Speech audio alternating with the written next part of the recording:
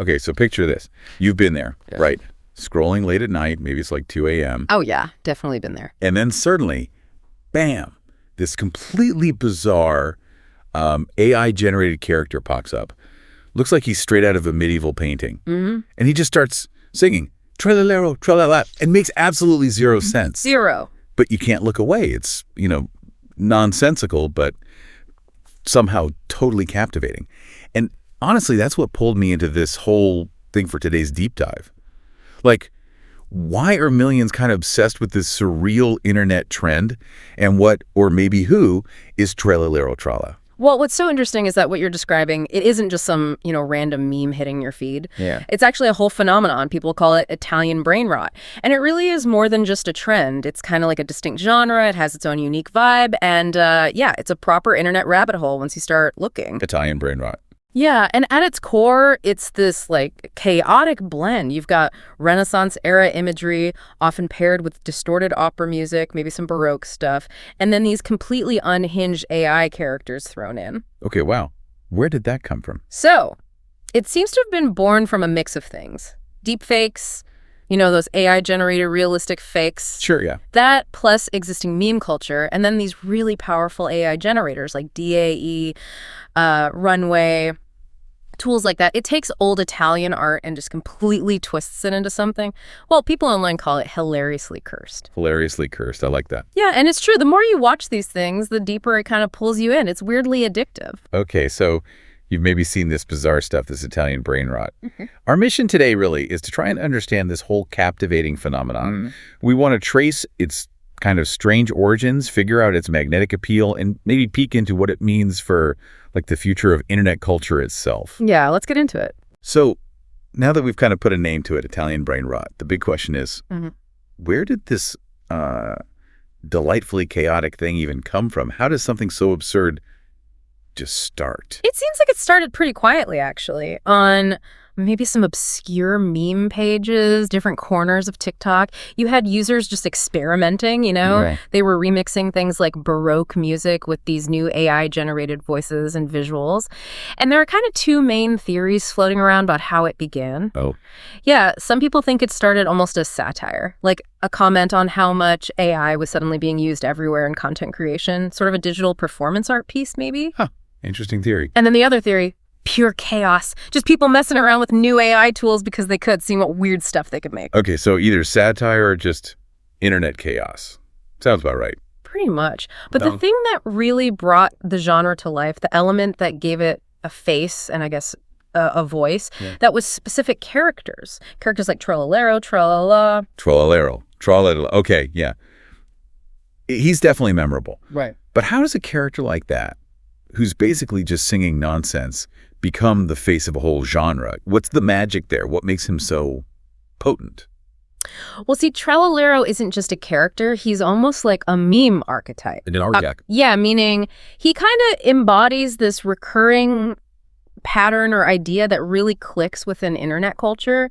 He always shows up dressed in these old world clothes, right? Mm-hmm. And he's singing these totally absurd lines, but with this incredibly over-the-top, exaggerated operatic flair. It's like he's a parody of some long-lost legend or something. Right, I can see that. And his catchphrase, it's catchy, even though it's nonsense. Mi chiamano Tralalero. Right. People just latched onto that. They started animating him, remixing his vocals, messing with the audio. And he got transformed into this meme king. He doesn't say a single coherent thing, really, but he absolutely grabs your attention. And this is where it gets, really interesting. It really is fascinating because it is so specific and so nonsensical. What is the secret sauce, then? What makes this particular flavor of absurdity connect so deeply with, millions of people? I think the core insight here, maybe, is that Italian brain rot works almost like a digital palate cleanser. Palate cleanser? How so? Well, think about it. Most of the time online, we're seeing stuff that's super clean, highly filtered, perfectly curated, right? Yeah, the Instagram effect. Exactly. So when you stumble across something that's deliberately messy, clearly AI generated, and just profoundly weird, it feels kind of refreshing, almost liberating maybe. Huh. So it was like a reaction against the curated perfection. Sort of, yeah. It's almost like the internet is finally allowing itself to embrace pure nonsense again, to laugh at how serious everything often tries to be. Someone called it meme alchemy. Meme alchemy. Yeah, like this unique combination of old world visuals, modern absurdity, and cutting edge AI. And the result is just, well, viral gold, apparently. That actually makes a lot of sense. This idea of it being a kind of digital counterculture almost. But is it only about being refreshing? Or are there maybe some deeper psychological hooks? Things that make it so effective at spreading, beyond just feeling different. What are the, mechanics of its virality? Yeah, there's definitely more to it. From both a psychological angle and, crucially, an algorithmic one, Italian Brainrot works really well because it seems to explicitly break the algorithm's pattern. Break the pattern. When you encounter it in your feed, it's so unexpected, right? It immediately triggers curiosity, but also confusion. Like, what is this? Okay, yeah. Stops the scroll. Exactly. That novelty grabs attention. But here's the kicker. It seems designed for rewatches. People often can't quite process what they just saw. Right. You kind of have to watch it again. Yeah. You play again, maybe again, just trying to figure it out, or just because it's so bizarrely funny. And that rewatchability, that's pure gold for algorithms. It signals super high engagement. Ah, okay. So the confusion and weirdness actually feed the algorithm. Precisely, which then pushes the content out to more people, creating this perfect feedback loop for going viral. It's kind of genius in a chaotic way. So, thinking ahead then, if Italian Brainrot is maybe just the start, and AI keeps getting more powerful, what could this trend mean for the future? The future of internet trends, content creation. What does this signal for us? That's the really big question, isn't it? I think Italian Brainrot might just be the opening act for a much larger trend as AI gets more sophisticated, more accessible. Yeah. We could easily start seeing entire AI-generated meme sagas just emerging. Imagine characters like Tralalero starring in their own completely chaotic AI-scripted universes.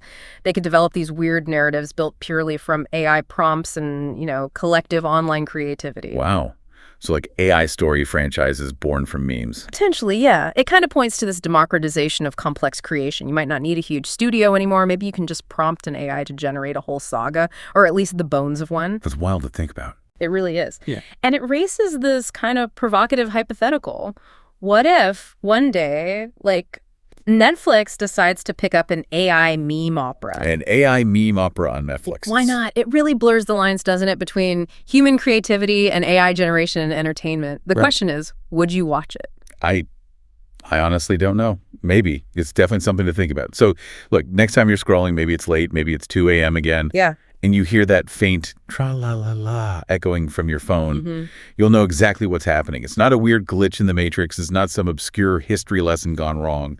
It's just the beautiful, bizarre world of Italian Brainrot saying hello. Yeah, and maybe it raises a final thought for you, the listener, to kind of chew on. What does the huge viral success of this kind of brainrot content built entirely on AI and absurdity, what does it really tell us about our relationship with information today, with entertainment, even with, online connection itself? That's a deep one. It is. And you might wonder, what other kinds of totally unexpected AI-generated trends are just waiting around the corner? And ultimately, what does this whole new era of digital creativity, this weird, wonderful chaos, what does it actually mean for you?